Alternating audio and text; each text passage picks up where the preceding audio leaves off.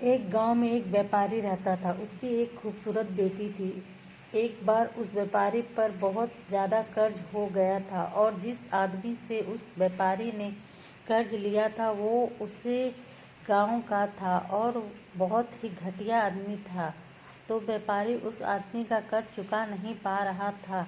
तो उस आदमी ने सारे गांव वालों को जमा किया और व्यापारी के घर पर जाकर व्यापारी से कहा कि अगर तुम मेरा कर्जा दे नहीं पा रहे हो तो अपनी बेटी की शादी मुझसे करा दो। यह सुनने के बाद भी वह व्यापारी चुप रहा, क्योंकि वो मजबूर था और ये सारी बातें घर में बैठी उस व्यापारी की बेटी सुन रही थी। थोड़ी देर के बाद उस आदमी ने गांव वालों और व्यापारी से कहा कि ठीक है, मैं एक थैली में सफ़ेद और एक काला पत्थर डालूंगा और इसकी बेटी को थैली में से कोई एक पत्थर निकालना पड़ेगा। अगर सफ़ेद पत्थर निकला तो मैं कर्ज भी माफ़ कर दूंगा और इसकी बेटी से शादी भी नहीं करूंगा, लेकिन अगर काला पत्थर निकला तो कर्ज तो मैं माफ़ कर दूंगा, मगर इसको अपनी बेटी से मेरी शादी करवानी पड़ेगी।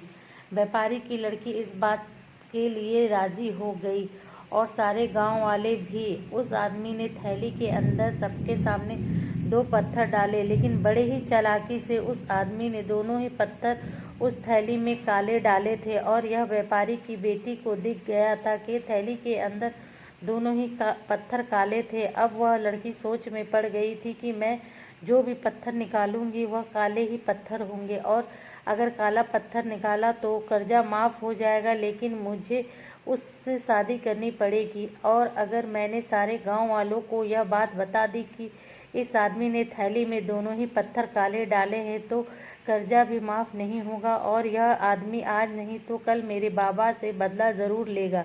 लड़की यह सोच ही रही थी कि लड़की को तभी थैली से पत्थर निकालने को कहा गया। लड़की ने थैली में हाथ डाला और एक पत्थर बाहर निकाला और बिना किसी को बताए उस पत्थर को ज़मीन पर गिरा दिया और ज़मीन पर गिरने के बाद वह पत्थर दूसरे पत्थरों में मिल गया।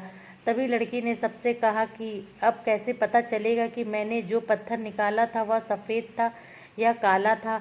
लड़की ने कहा, थैली में जो दूसरा पत्थर है उसे देखो, अगर थैली में सफ़ेद पत्थर है तो मैंने काला पत्थर निकाला था, अगर थैली में काला पत्थर है तो मैंने सफ़ेद पत्थर निकाला था और थैली में तो सिर्फ काले ही पत्थर थे। और सभी गांव वालों ने यह समझ लिया कि लड़की ने जो पत्थर निकाला था वह सफ़ेद था, इसलिए व्यापारी का कर्जा भी माफ़ हो गया और उसकी बेटी को उस आदमी से शादी भी नहीं करनी पड़ी।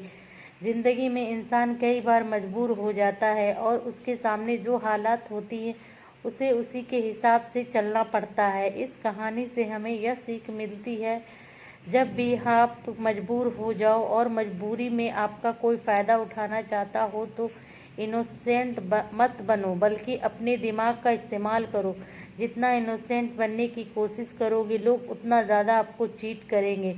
अब इसका मतलब यह नहीं है कि आप लोगों को गालियां देना ही शुरू कर दो, बल्कि इसका मतलब यह है कि आप समंदर की तरह बनो। मतलब यह है कि आप समंदर की तरह खामोश रहो, लेकिन उसकी गहराई की तरह अपने दिमाग में नॉलेज रखो और इस्तेमाल करो। जितने इनोसेंट बनने की कोशिश करोगे लोग उतना आपको ज़्यादा आपको चीट करेंगे। प्लीज़ कहानी अच्छी लगे तो लाइक शेयर एंड सब्सक्राइब ज़रूर करें और एक अच्छे से कमेंट करें। थैंक